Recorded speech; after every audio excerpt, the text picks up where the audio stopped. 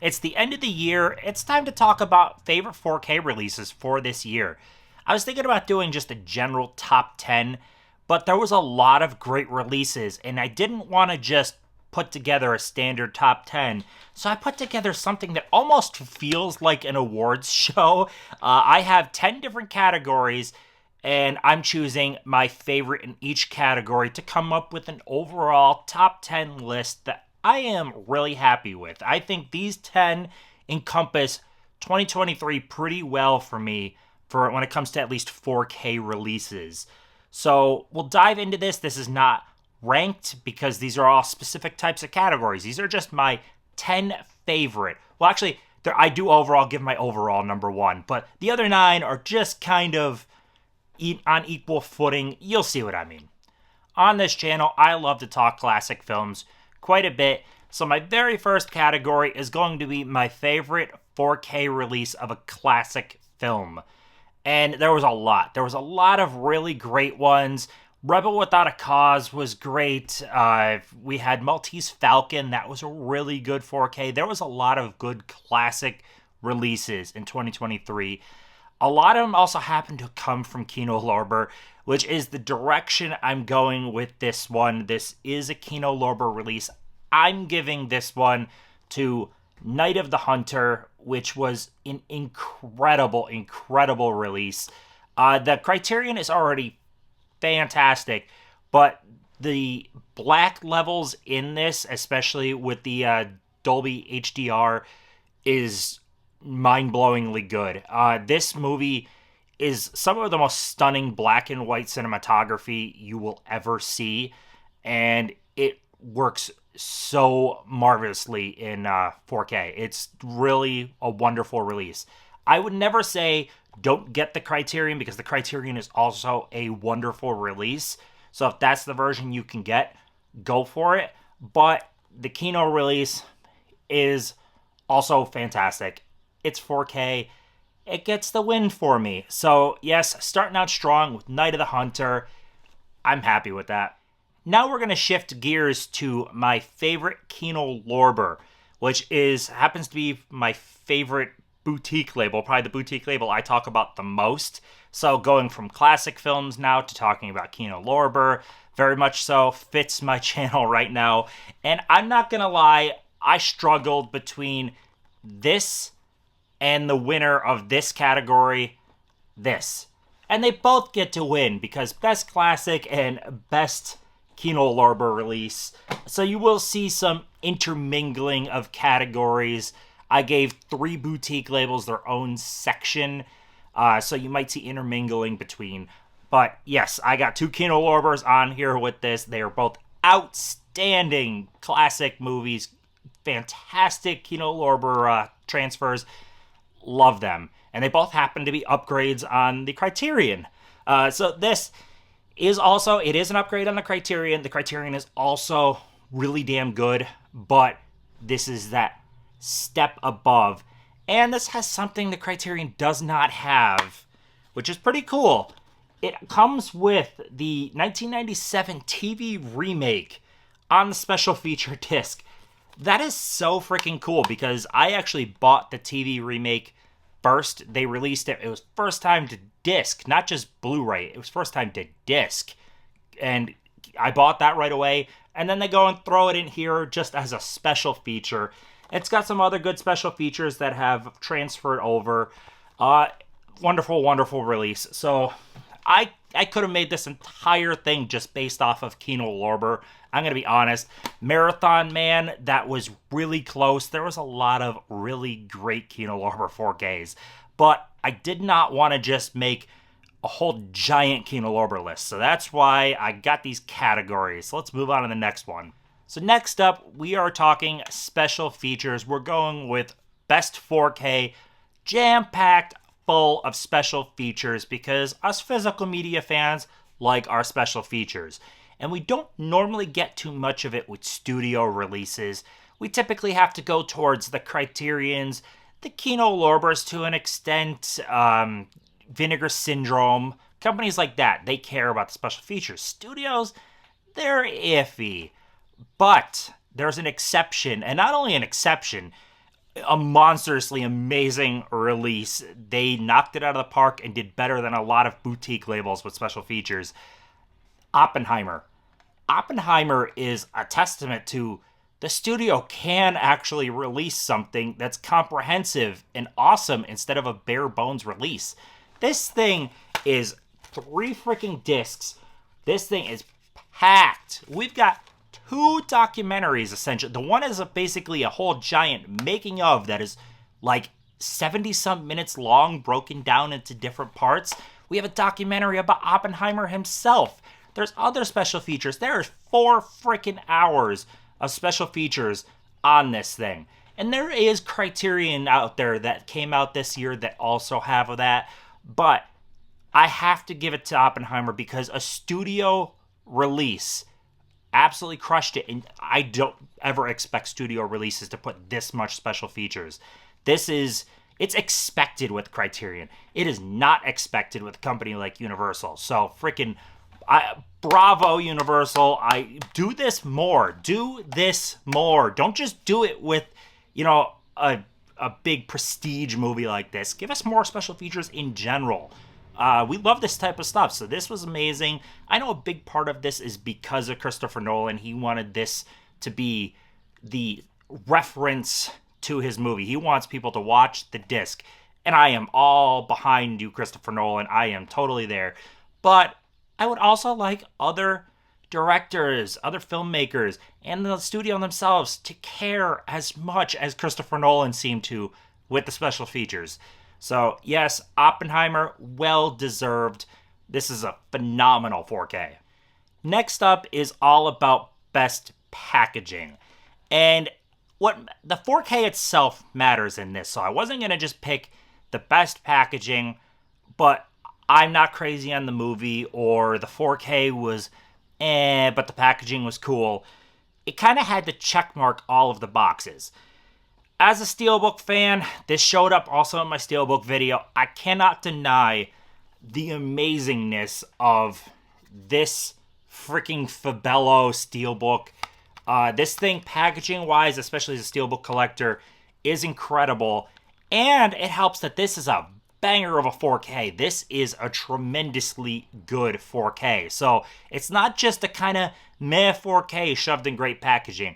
It is a good movie on a great disc inside of great packaging. I am over the moon in love with this. Only one Steelbook beat this for my favorite Steelbook of the year. A little bit more sentimentality with it being a classic movie, and I loved the design. But this thing, when I put Maltese Falcon aside, man, this thing is so freaking good. And for this category, I had to be Sleepy Hollow. Next up, let's talk Arrow Video. Arrow Video absolutely crushed it in 2023. They typically do. On the Blu-ray side, there was the Enter the Video store. People were eating that thing up. They were all over it. And then on the 4K side, we got that amazing Psycho 1 through 4 4K box set, which was a great price, good transfers, awesome packaging. That was a really good set. And then you had that Hellraiser set. That thing was freaking bonkers. That was a really cool one. But I am going to give it to Witness. Harrison Ford's Witness. Why did I go Witness? First off, this is a huge jump over the Blu-ray. Big jump.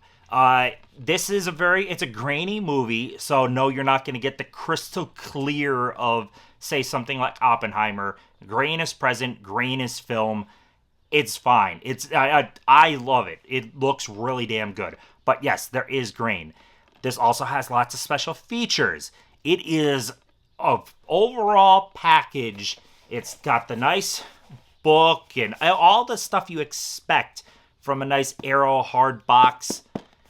It's got nice reversible cover art, which it's typical awesomeness. And it's a great movie, and this is talking the movie itself, but this is actually Harrison Ford's best performance, in my opinion. So I did not, under any circumstances, expect this thing to get an Arrow 4K and a hard box, awesome one at that. So yes, awesome job, Arrow. well-deserved win on this one. Next up, we are going 4K box sets. I already mentioned the Hellraiser set, that Psycho set. We can't forget Columbia Classics. That's a great 4K set. There's fans of that Toxic Avenger set. There was a lot of great 4K box sets that came out in 2023, but I am actually going to give it to a studio release because I am a huge fan of these Alfred Hitchcock sets. We got Volume 3, and one of the reasons I picked this, Rope happens to be my favorite Hitchcock movie, and I got it in 4K now, and it looks awesome. I also love The Man Who Knew Too Much, Topaz, Torrent Carton, Frenzy. I like them. They're not top tier, but I like them. So this ranges from a great to good set. The transfers look good. There are special features, hours of special features, as they say. It varies by title, but really good release. Really, really good release. So I had to go with my heart. I had to go with Hitchcock here. Great one. Really, I'm happy. I'm over the moon. I got Rope on 4K. So yes, Alfred Hitchcock wins this. Universal Studios. You put out my favorite box set of 2023. So we started this thing off with classic movies, and now we're going to go to a little bit more contemporary. My favorite contemporary 4K. It was hard to kind of pick like the time range for contemporary. I'm just thinking, I guess, within my lifetime. I don't feel like I'm that old. I hope not. Existential crisis here. But anyways, I picked something that came out within my lifetime. I think they did an awesome job with the Titanic 4K. There was a lot of great choices. If Oppenheimer didn't win under special features, Oppenheimer would have won here. But this is a substantial upgrade over the Blu-ray. If here's the Blu-ray, way up here is this 4K. It is a heck of a 4K release. James Cameron releases on 4K kind of seem, I've heard kind of things so far for True Lies and Abyss based off the digital 4Ks. We'll have to see for disc, but this one was done really freaking well. So Titanic, you take it. If this isn't contemporary enough, then I'm fucking old. I am really old then. I don't know. Please don't make me sound so old. But yes, I'm going with Titanic. Goodness, I remember when this thing was guaranteed on VHS and Blockbuster. Just a wall of Titanic. Oh my goodness. But yes, awesome release. Good job. James Cameron on 4K actually done well. We are nearing the end. We're almost there. Thank you so much for sticking around. I hope you've enjoyed my list so far. But we're going right now for the largest leap in quality from the previous release. That's what this category is about. This is a new 4K that came to the market, and it has to be leaps and bounds better than what was previously on the market in whatever format it was. Its highest format. The cat loves adjusting. But yes, I have two here. I'm going to pick one, and they both went straight from DVD to 4K. They completely skipped that Blu-ray release in between somewhere. So it is monumental upgrades, DVD to 4K. And not just like a pretty good 4K, which still would have looked way, way, way better than the DVD. These are hella good frickin' 4Ks. So I was hemming and hawing on Red Eye. This is a really, really good 4K. My jaw dropped, and especially watching the DVD so many times over the years, it was so good. But I'm actually giving it to Double Jeopardy. The Double Jeopardy 4K, man, it shocked me how good it looked. This wasn't just an upgrade. This was I don't know. I'm in Pennsylvania. It was in California. Thousands of miles apart in quality. It is so good. This isn't just one I'm recommending as a quality bump. This is a really good movie. Not packed with special features. These Paramount Presents don't really pack on much. There's some, but it is so crispy, beautiful. I never thought I'd see this movie look this damn good. So, yes, very happy. Very happy with both of these, but that's the winner. Next one up, we're second to last. We're talking my favorite 4K Criterion release. There were so many great ones. I thought about Mildred Pierce. Such a good movie. What I'm actually going with, though, is this awesome Thelma and Louise release. It is nice packaging. It is a fantastic movie with great performances. A pretty, very, very pretty 4K. This is a great release. This thing has audio commentaries that have Gina Davis and Susan Sarandon and Ridley Scott. This has a documentary on here. There's new interviews. So it's got great features, looks pretty, sounds good, in great packaging. You killed it, Criterion. So yes, Thelma and Louise. The people were all over this one, and rightfully so, because it is great. Kind of pains me to not pick Mildred Pierce, but I'm going with Thelma and Louise. Let me know what you think of this list so far, if you've enjoyed it. Let me know if I have any oddball picks. If you've enjoyed this and you're not subscribed to the channel, why don't you hit that subscribe if you feel like. And let's move on to my final one. We are at the end, and the end is going to be my overall favorite 4K of the entire year. So, none of what I just showed is my favorite. Actually, if you've been watching my videos, you probably already know what my favorite is, and I've mentioned this in live streams and stuff, but this release, I don't know how many people put this at the top, but I'm going to. Hugo blew me away. So this was my first time ever seeing the movie in general. And goodness gracious, the movie is outstanding. Martin Scorsese-wise, this one is not talked about near enough. If you love just film and film history, this thing is amazing. This is essentially about the early days of George Méliès, which did Trip to the Moon. This had me enthralled. I loved the movie. The transfer, goodness gracious, this thing is, oh my god, I was shocked how good this looked. I'm almost speechless. It looked that good. It is so crystal clear, pretty as hell, jaw-droppingly stunning. It is the best transfer of the entire year. So I loved the movie. The transfer was fantastic, and it is loaded with special features. Tons of special features. I was working my way through them for a long time. This is such a good release. This deserves all the love people could possibly give it. This is so freaking phenomenal. I don't think I've had my favorite release of a year been an Arrow title, but goodness gracious, this is not just my favorite 4K. Like, this is my favorite release of the entire year.